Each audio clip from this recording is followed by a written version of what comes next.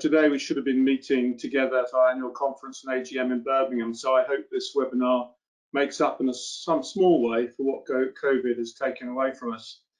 Anyway, it's great to see over 160 producers and packers and retailers and press logging on.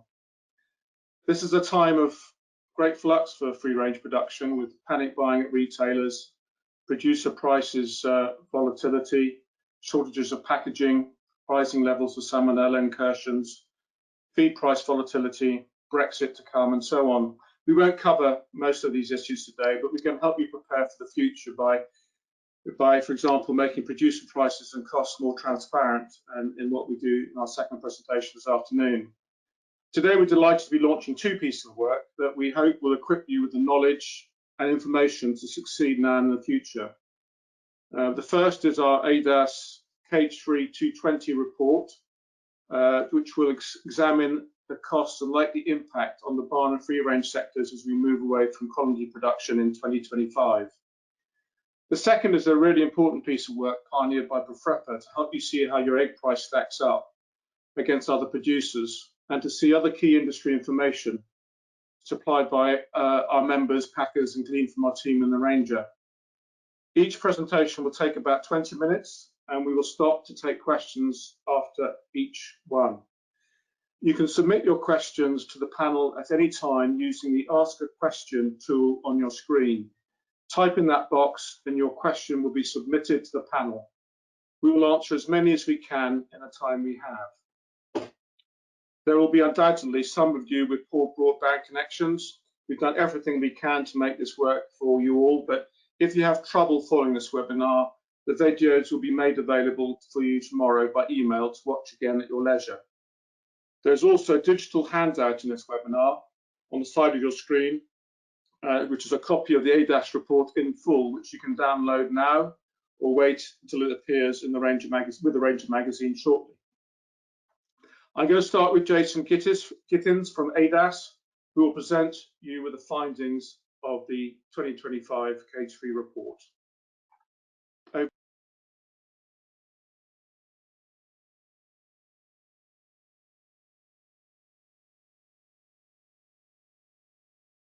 I'm Jason Gittins. I work for ADAS, which is a consultancy company, and over recent years we've done several reports for BFREPA in terms of costings and issues going on in the poultry industry.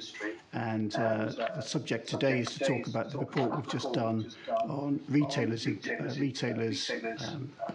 intentions for eggs in 2025 and costs of barn production. So let me just start with the background to this piece of work. Back in 2016, a number of major retailers announced that they would adopt a non-cage policy for shell eggs in 2025. As a result, it looked as though the retail sector would be predominantly non-cage by 2025, with little place for enriched cage eggs by that time. In 2017, ADAS prepared a report for BFREPA which looked at the likely implications of that for the free-range sector and whether there was need for any further production in this country to meet the expected increase in demand. But at that time, barn egg production standards were unclear. There was thought that individual retailers might adopt their own standards rather than having one agreed standard which most of the industry, if not all of it, would comply with. Since 2017, there's also been an increase in the free-range sector of around about 14%, but that has been offset by a shrinkage in the enriched cage sector, which amounts to around 7%. And of course, there have been some changes in retailers' policies since then. For instance, we've seen Morrisons adopt a free-range and organic policy rather than just non-cage since then. So the objectives of the 2020 report that we did for BFREPA were first of all to compare the costs of production for free-range and for barn production. And for this we used a combination of forecast flock performance in 2025 and added to that current costs for things like feed and pullets and housing. And the reason for doing it like that was because of the difficulties of trying to predict what feed costs in 2025 might actually be. Whilst it's assumed that most, if not all, of the barn production will be to Lion Code standards in 2025, we did prepare a separate costing for barn production which is not to Lion Code standards, just in case there was a need for that. And finally, we looked at the likely free-range requirements of the UK in 2025, and we compared that with the current supplies and the number of bird places in place at the moment. And we did that to see whether there was a need for any expansion in the sector between now and 2025. So first of all, we looked at the costs of production for free range in 2025. And for this, we used the high-performance, low-cost model, which we prepare for the ranger each month, rather than the average performance.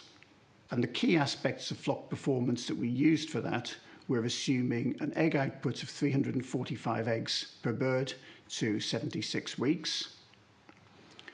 We assumed a feed intake of 126 grams per bird per day and an average feed cost of £240. And to that we added the average capital cost for new houses and equipment of £35 per bird. And then based on those assumptions, the cost of production we calculated from that was an average of 88.8 pence per dozen for free range in 2025. And you can see that around about 50% of that is due to the cost of feed. Turning then to barn production, and just a reminder of the key barn requirements under the Lion Code scheme, they specify a maximum of 16.5 birds per square metre on the floor, and also a maximum of 4 tiers, and there are limits in for colony size as well and for enrichments. So the expectation for barn production in 2025 is that it will be conducted in houses which were formerly used for enriched cage production. It's assumed that most of these houses were built in the run-up to the ban on conventional cages in 2012.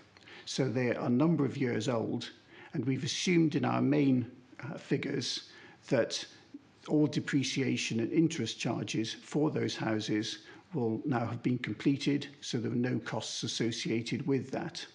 However, in a separate sensitivity analysis, we have considered that as a possibility because it may apply to a small number of cases.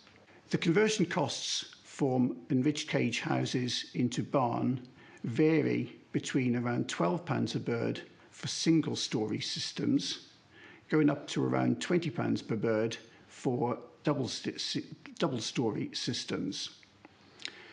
And we took an average then of £16 per bird as being an average across the industry on that basis. So for barn production to Lion Code standards, the main assumptions we made were an output of 350 eggs per bird to 76 weeks, as opposed to 345 for free range. We assumed a feed intake of 122 grams per bird, as opposed to 126. We assumed a slightly lower feed cost of £235 per tonne because of the likelihood of larger deliveries. And as was said, the capital cost was assumed to be £16 per bird, so a big difference compared to the £35 per bird we had assumed for free range. So based on those assumptions, we calculated the average cost of production for barn eggs to Lion Code standards to be 75.5 pence per dozen. So quite a decrease compared to the free range costs. And then we looked at the cost of production for barn eggs if they were not produced to Lion Code standards. If that was adopted by producers, they could potentially use a higher stocking density, and we assumed a stocking density there of 22 birds per square metre of floor area rather than the previous 16.5. And one of the effects of that would be to reduce the capital costs from £16 per bird down to £12 per bird. We also assumed that feed intake would reduce by 2 grams per bird down to 120 grams, and that egg output would be reduced by 5 eggs down to 345 eggs, so equal then to the assumption that we'd made for free range. Based on this set of assumptions for non-lion code barn eggs, we then have a figure of 71.3 pence per dozen as the cost for 2025. So putting all those costs together, we then have the cost of free range at 88.8. We have the cost of barn eggs to lion code standards at 75.5 and 71.3 for any barn which is produced to non-lion code standards. And looking at that in percentage terms, you can see that that represents a reduction of around about 15% and 20% respectively. So the clear conclusion is that the cost of production for barn is less than it will be for free range. And another important point that was raised by industry whilst compiling this report is the likelihood that packing costs would also be lower for barn eggs because of the use of inline systems and the consequent savings on transport by picking up eggs from remote sites and also packaging as well. So we used our best assumptions for each of those, but it was useful also to do a sensitivity check to look at the effect of changed assumptions on barn and to see whether there were realistic scenarios whereby the cost of barn production could approach, reach, or even exceed the costs of free range. So to do that, we looked at the effect of increasing the housing cost from 16 to 22 pounds per bird. We assumed that there would be no difference in egg output between free range and barn. We assumed that the feed intake in a barn unit would increase from 122 to 124. And finally, we assumed that labour costs would increase by 20 pence per bird. The combined effect on those was to increase the production costs up to 81.1 pence per dozen, and that still represented a saving compared to free range of around about 9%. The next part of the report was to look at egg requirements for 2025. So the projected requirements for eggs in the UK in 2025, we started off by looking at the current requirement, and that comes to a total of around about 36.3 million cases of eggs per year. And we based that on current per capita consumption and the population of the UK at the present time. Now, industry statistics forecast that there will be a 3% increase in human population between now and 2025. And on that basis, the requirement for eggs would increase up to 37.3 million cases, assuming the same per capita consumption of eggs at that time.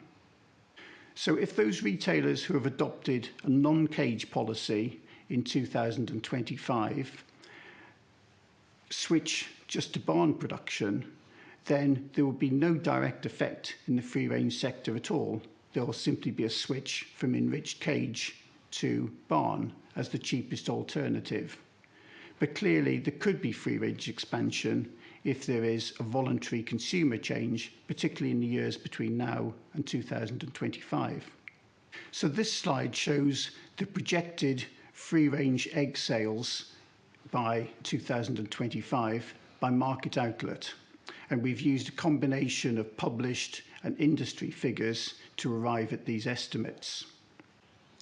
So we looked at free-range egg sales through the three main outlets of the retail sector, which comprises 59% of the total, food service, which represents 20%, and the processing sector, which accounts for the remaining 21%. So we took that forecast figure of 37.3 million cases, and we worked out for each of those sectors how many eggs would be required. We then looked at the number of free-range and organic eggs which were sold through each of those outlets on a percentage basis, and this was mainly based on industry figures. So you see there that 67% of all retail eggs are free-range and organic, 41% goes into food service, and free-range represents 53% for the processing sector. On that basis, we forecast a requirement for free-range and organic eggs amounting to 22.9 million cases per year by 2025. So the final question was whether the current amount of free-range production that we have in this country was sufficient to meet that expected requirement by 2025. We started off by assuming that 2% of that total is organic, as it is at the moment. So that leaves a figure of 21.5 million cases requirement in this country for free-range eggs alone. We then looked at the number of free-range places in the UK and multiplied that by the number of eggs per bird, as we have assumed earlier, and we arrived at a figure of 21.2 million cases of eggs likely to be produced by the current housing stock in 2025. So there was a calculated shortfall of around about 0.3 million cases per year. And calculating that through, that's the equivalent of just below 400,000 bird places for free range in total. And that represents the need for an increase of only around about 2% by 2025. And bear in mind that we say there's been a 14% expansion in free range since the time of our 2017 report. So that puts it into perspective. So the main conclusions from the report were that the cost of production for free range will be higher than the cost of production for barn. And so those retailers who have adopted a non-cage policy but still wish to have an entry-level, cheaper egg available for sale are much more likely to adopt barn production than free range. On that basis, requirements for free range are most likely to increase if there is a voluntary change to free range by consumers, perhaps young consumers buying for the first time between now and 2025, or if any of the main retailers switch from a non-cage policy to a free range and organic only policy prior to 2025. Then there are the wider issues to consider, such as the implications of the end of the Brexit transition period at the end of 2020 and the economic impacts of coronavirus, which make any forecasts for the future not without difficulty, and the situations could change as a result of those and other factors between now and 2025. But with current assumptions and retailer policies in place, our conclusion is that little free-range expansion appears to be needed in the UK at the present time. So that concludes my presentation, and I'd welcome any questions or comments. Thank you.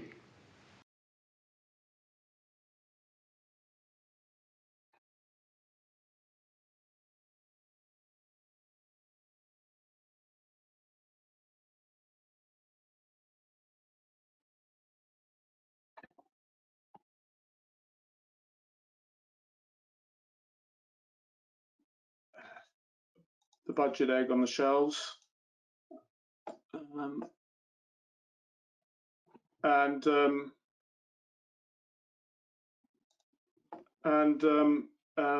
Rapid expansion in the free range sector really isn't required just to deal with the 2025 retailer policy. Jason has told us that his model may need a 2% increase in bird placings by 2025. So as we've grown 14% since 2017, there's some food for thought about what the potential would be if that carries on. Jason, I'd like to ask some questions now. I suppose the first question that's come through is, what do you think would happen if producers and the industry didn't heed the conclusions of your report and the expansion carried on at 5% a year from now on? Thanks, Robert. Good afternoon, everyone. Yes, I mean, if there is that continued expansion, I guess, you know, the producers on the call will know what happens when there's a mismatch between, you know, supply and demand. And I guess prices are really only going to go one way in that case, really. But, you know, some expansion, I guess, could be accommodated, you know, if the market expands at the same rate. And that's the other proviso, I suppose.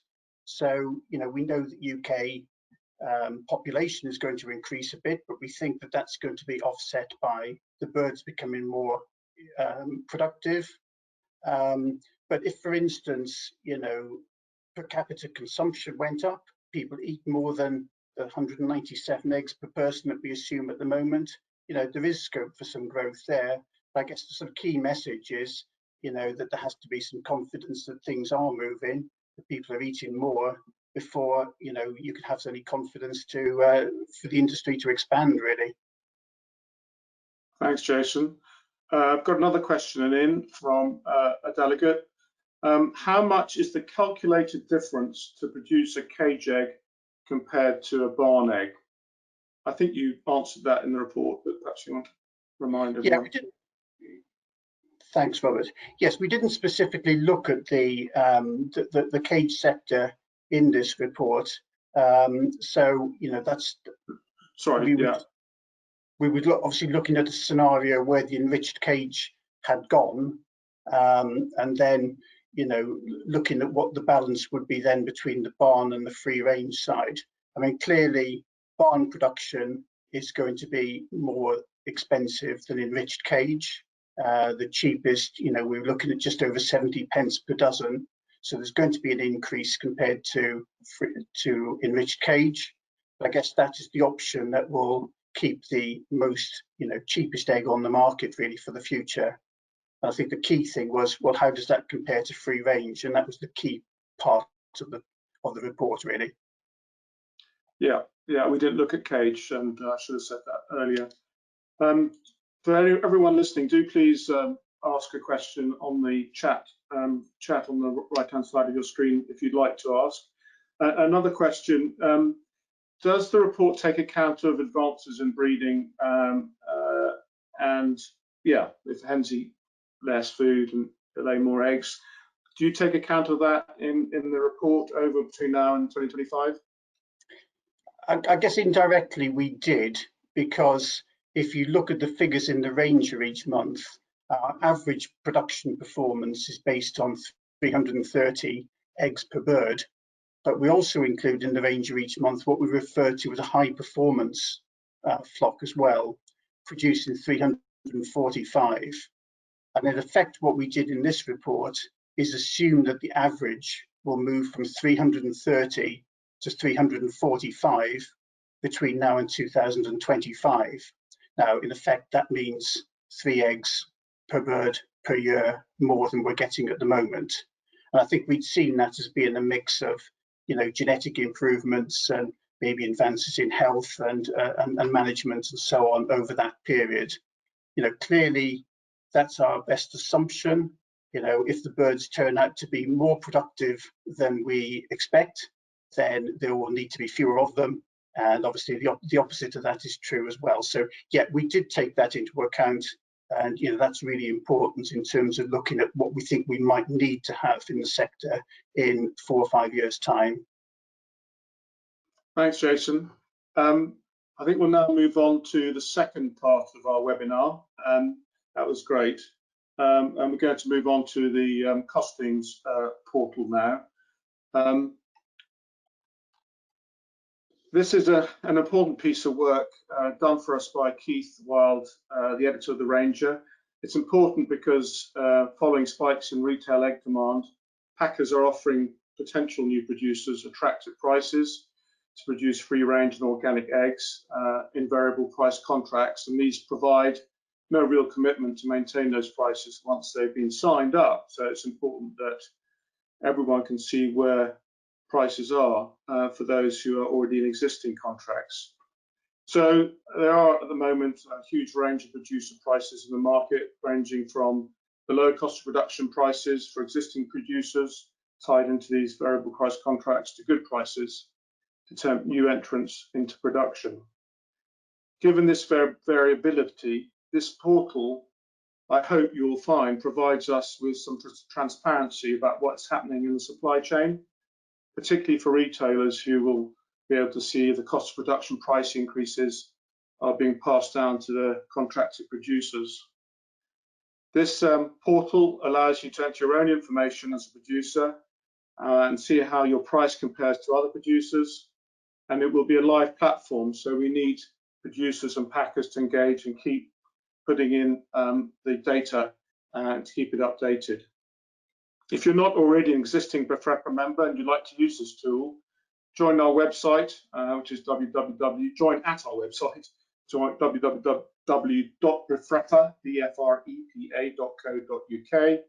or email admin@bfrepa.co.uk, and we'll get you set up as a member. All right, I'll now hand over to Keith for his demonstration. Over to you, Keith.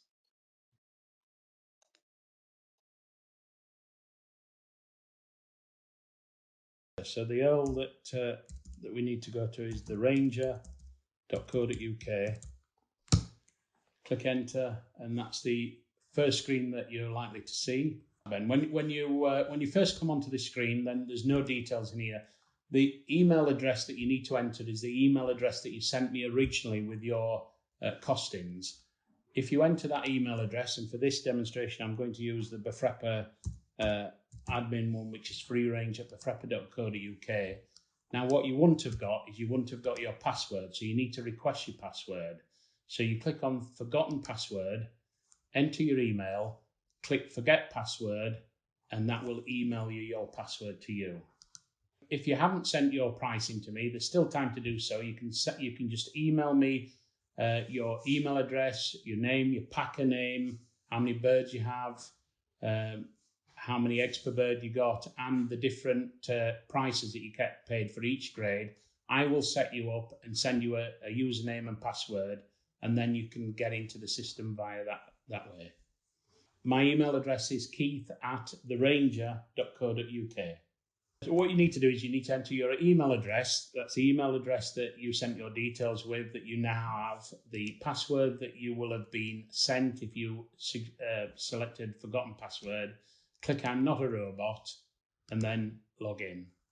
And then you'll be faced with this screen. Once you're logged into the portal, you immediately come to this dashboard. So once you're logged in, you access this dashboard section, and to access different pages within this portal, you'll click on the burger menu in the top left-hand corner, which has the menus for everything that you need to access. And in this instance, I'm going to start with statistics. The first thing I want to show you is the BFREPA producer price. And if we click on this, we see that we've got two options, one for free range and one for organic. If we go into the free range section, here we have all the data for the free range producer price going back to 1993. So you can see in this graph all the different prices going all the way to where we are now. The orange line here is the BFREPA free range break-even price. That's the price that we advertise in the Ranger as being the price that we calculate you would break even on. So you can see at the moment that we're quite a way behind that. The next thing I want to show you is the BFREPA free range retail price for 12 large free range eggs. So again, if we go back to the burger menu, we click on statistics, back to the retail price of 12 large free range eggs, and we click into there. Here we've got as much data as we've got up to date, which goes back to 2009, and we can see that since 2009, the retail value of 12 large free range eggs has been in decline from a height of 325 pence right down to where we are now of 228 pence.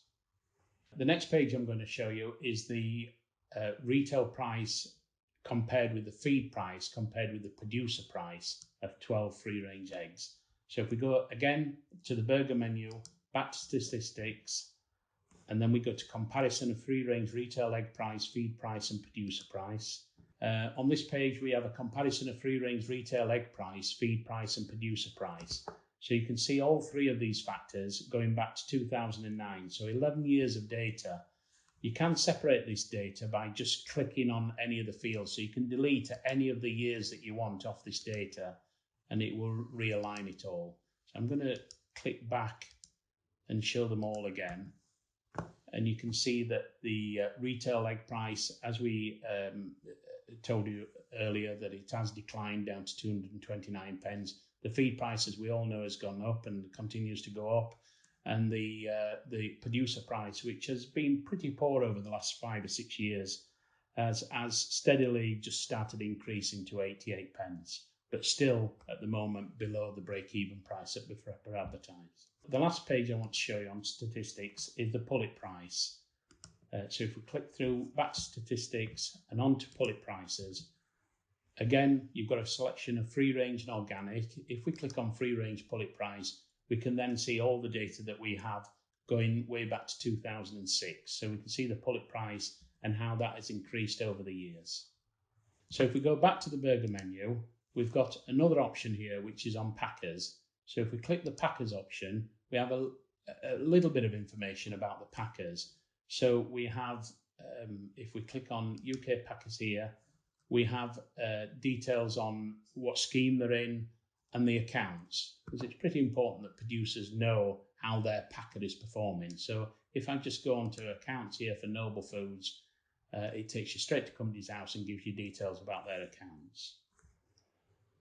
If I click back out of there and go onto the burger menu again and back onto packers, you can see we have some options. We have the improvement in bird numbers, but we also have a map here of UK production. And this is basically a map of production of BFREPA producers. So it's not all production. This is where BFREPA members are producing. So that's all the information that's in statistics. And there's a lot more information in statistics.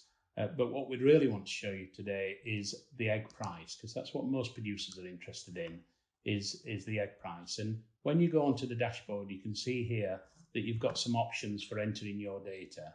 Now, this information is only as good as the information that you enter. So it's up to you to keep this information up to date, in which case it will then give you back the information that you want. So everybody needs to enter the data. All your data, as I've suggested before, is anonymous. So nobody sees who it is that's entering the data. It's all totally anonymous. And what you need to do to start off with is you need to click this link, which is your egg price. So you need to put your data into the system. When we get to this data, you can see that there's not that many fields that you need to complete. With flock size, we need to know how big your flock is. We need to know the packer that you're packing for. We need to know whether you're on a feed tracker or not. We need to know whether you're free range, organic, or specialty eggs. We need to know what brand you're in. Now, if you don't see the brand that you pack for, drop me an email and I'll add that brand into this section. So it's going to develop this section. It's going to develop depending on the information that you want to give us. You can select your eggs per bird, and you can select the week that you're applying these gradings for. So if you're halfway through your flock and your flock's 35 weeks, we need to know that it's 35 weeks. And the reason we need to know that is because obviously the grades and the prices change. So you would then enter your grades. So very large, I've got the BFREPA grades here at 102.5. You would enter the price that you get for all the grades. We're comparing our grades, that's a range of grades, that's the grades that are advertised in the Ranger that are developed by ADAS with your prices. So this section, unlike the other section which I'm going to show you in a minute, which is the end of flock, we're comparing your prices with the Ranger grades. So if you enter all your grades and then just click update, and that's it, you've entered your grade. And straight away you will see that it shows you where you rank in this system. So once you've entered your information and we've saved it, so let's just go back to that. So you must update. If you don't update, then it won't save the information. So once you update that information, then that reflects your price here. If it isn't reflecting it, then you probably just need to refresh the page. But there you see that my price is 88.13 pence, which is the Ranger price because I've entered Ranger information. So now what we need to do is we need to go back to the burger menu and back to compare egg prices. And then what we're going to do is, depending on whether you entered free range, organic or specialty eggs, you need to click this link to see how you then compare with other people. So once we click through the burger menu, we're going to reach this page, which is the free range total egg price. So this is all the information that producers have entered. At the top, we've got the BFREPA break-even price. Now, under some circumstances, and it's not normal circumstances, you may get some prices above this BFREPA break-even price, but at the moment, they're all below this break-even price. So you see the BFREPA break-even price is number one. On number two, we've got the producer price. This is indicated with a red icon. So free range producer price. The number is randomized. So if I just refresh that page again, you can see that that number changes. So nobody can be identified at all because all the numbers are randomized on every refresh. And we see that we're a Noble Foods packer. It's on a tracker, and their price that they say they're getting is 91.67 pence. So it's all ranked that way. The third one is Robinson's Foods. And you can see this is a packer and it's indicated with a blue egg icon. And this is information that we may have got from the packer, or it may be information that we've gleaned through the producers, but it's what we think that packer is paying. And in this case, it's 91.5 pence, and Robinson Foods gave us that information. So, and as we scroll down this list, we can see that there's different icons, producers and packers.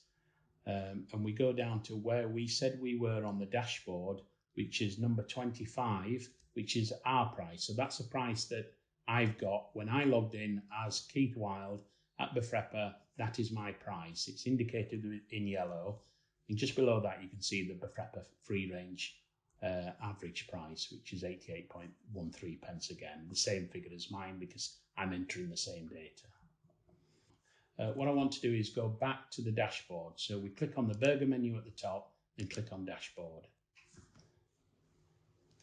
And where we're going to take you then is we've done the your egg price, which is BFREPA grades and your price. What we want to do next is take the end of flock.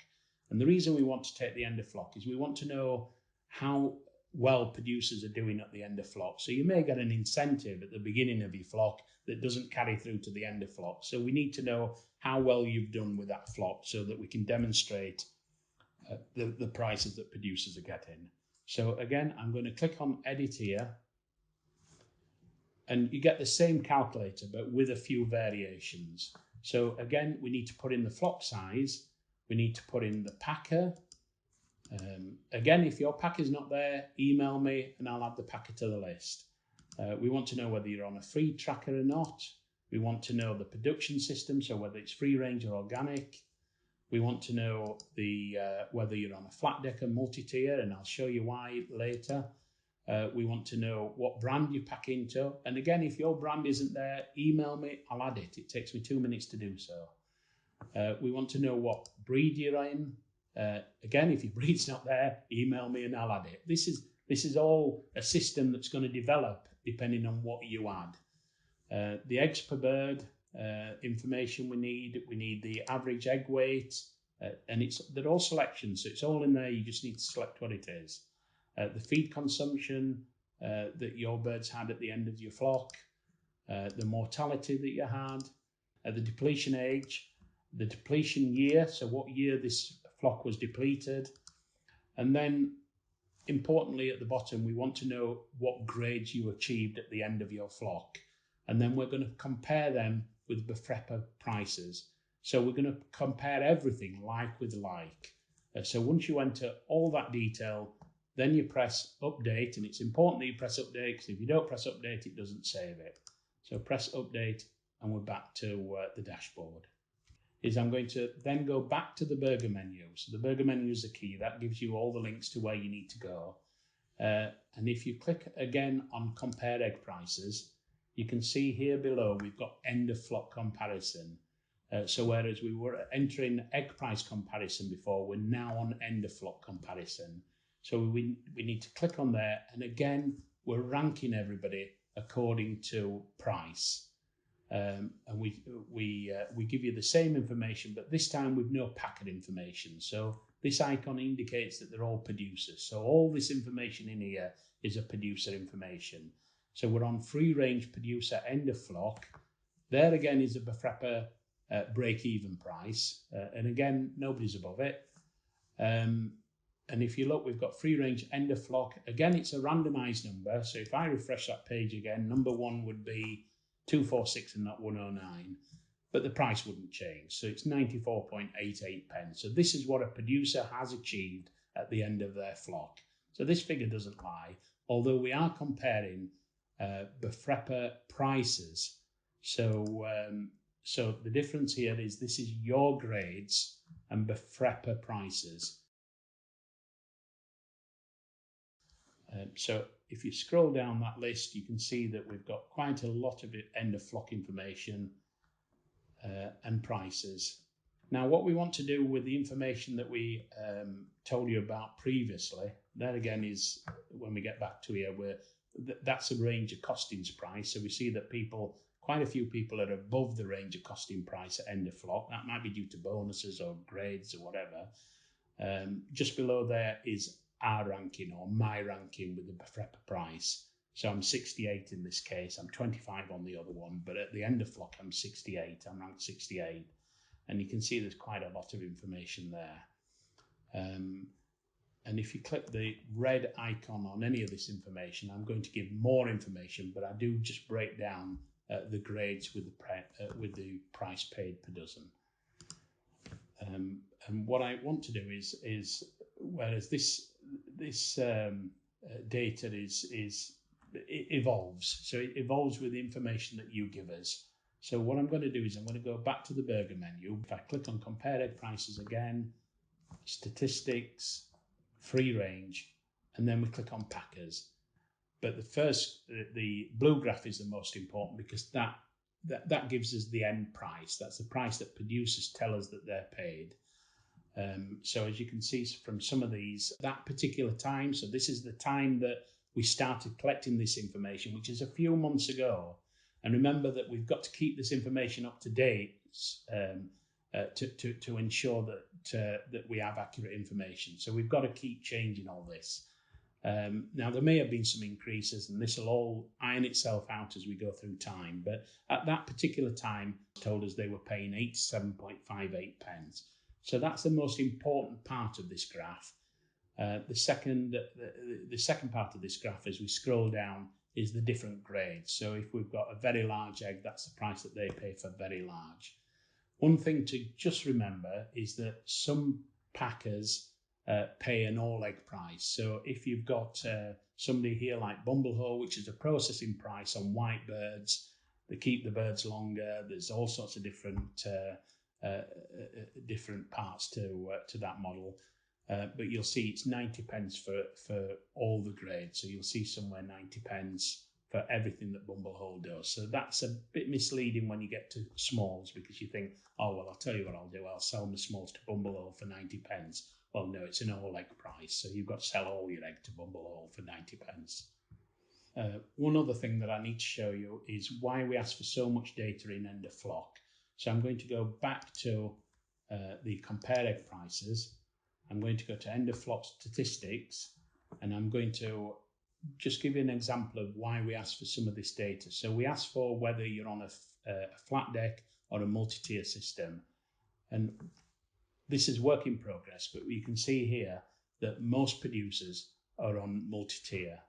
And it gives you sort of a breakdown of what we think is happening, which is probably about 25% of producers are on flat deck and 75% on multi-tier. But obviously this is a small amount of data and this will develop. So this is why we're asking for this information. We'll do the same information for grams of feed a tender flock and eggs per bird. So here we have an overview of the costings portal. It's only as good as the information that you enter. So please enter your egg price and your end of flock information. There's a question and answer session at the end of this webinar, so I'll be pleased to answer any questions that I can. Keith, I've got a question here for you. I assume Keith means the average feed consumption and egg weights through the flock, rather than the feed consumption and egg weight on the last day of the flock before depletion. Do you get that? Yeah, it's throughout the flock, so it's the average throughout the flock. Thank you. And Jason, I've got a question for you, which came from just after we closed your session, Dan,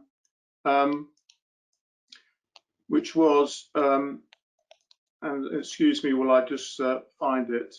Do you think, Jason, that more companies might change their policy to free range / organic only, like Morrison's did? Thanks, Robert.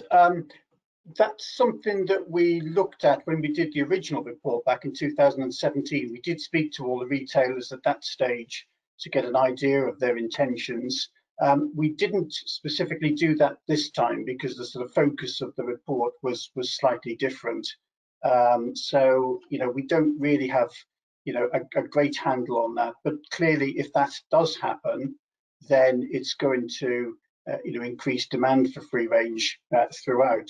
What we did look at was, what would happen if those retailers who also sell enriched cage eggs at the moment, if there was a move to them selling more free range eggs because of consumer demand. And the key retailers there would be, those like Tesco and Asda, Aldi and Lidl.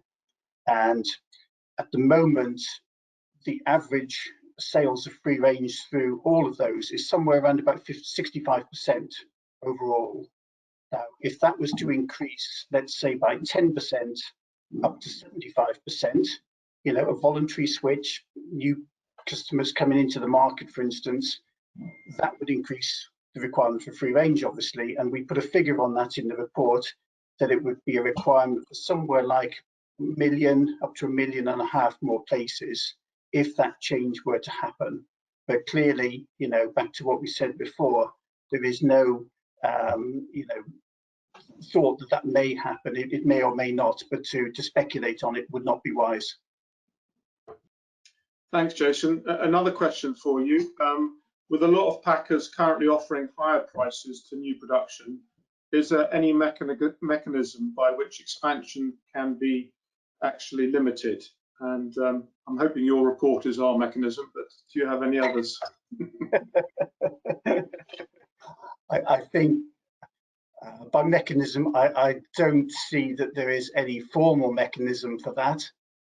I think, having this sort of understanding as to what we think is the best estimate of market requirements at the moment and the size of the market is probably, the best way of doing it. I don't think there is any formal mechanism by which you could do that, really. Okay, thank you.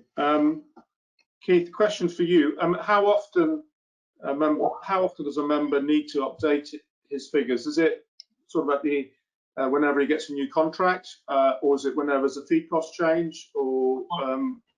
I would say whenever there's a feed cost change, and it's important that we all just combine together to update this data, because the last 10 years haven't worked, and you've only to look at the costings and the break-even price, and we've very rarely gone above that. So the last 10 years haven't worked. So a little bit of transparency may just be the answer. And I think even if you looked on the Telegram group recently, there were producers on there that were new producers that said if they'd have known what they were getting into, they wouldn't have got into it. And the only way to know what you're getting into is to see end of flocks, to see actual data from actual producers, and then make a decision. And you can see that these prices that producers are offered as incentives to go into production don't last that long. and they certainly don't last to the end of the flock, or they don't seem to do anyway, because as you can see, most of those producers were finishing on about 93 pence. Now we do see the prices going up at the moment. I think there's some prices coming down the line with some packers. I think one's an 8 pence increase packer, as far as I understand. But Bird Brothers went up 4 pence, and I know others are talking about doing so. So it's important that we just keep those prices right, and it's important that we show the retailers that that money isn't being made. You know, if you do your costings right, money isn't being made. Thanks, Keith. You're talking about the packers and retailers. There's another question for you here. How accurate is the information on price that the packers are giving you? You've included packer prices, but will they only give you prices when they're going up and not when they're going down? I suppose that depends which packer it is. Some packers won't give me information at all. So, but generally, I've had information going up and going down, and it's important to show it both ways. So no, to be fair, with all the packers that I've dealt with, I've had good cooperation. So it's important. The data might be slightly out of date at the moment, because when we started this project, we were in lockdown, and it was producers complaining about the price, and then obviously, you know, consumption went up and the price went up, but very, very slowly, will I add. But it's important that we do keep up with it, because there will be a time again when it starts coming down, and you may just need this to show that you're not making a profit. Yeah, I agree entirely. Thanks, Keith. I think we'll wrap up now. I hope this session has been useful, and a big thank you to Jason and Keith for what I know has been two really big pieces of work they've done for the benefit of producers and members. Tomorrow, you'll receive an email with the presentations in case you missed anything, or you'd like to see how to log onto the portal step by step. If you have any feedback, good or bad, about the webinar, the content or the format, please let Ben Pike know. Ben can be reached on his email, ben.pike@bfrepa.co.uk, as we may organise more of these until such time as we can meet again. So thank you very much for attending, and we hope that you'll also log into and come into our AGM, which is taking place by Zoom on the 14th of October. Your voting packs and further details should arrive with you in the post tomorrow or the next day. Thanks very much again, and goodbye.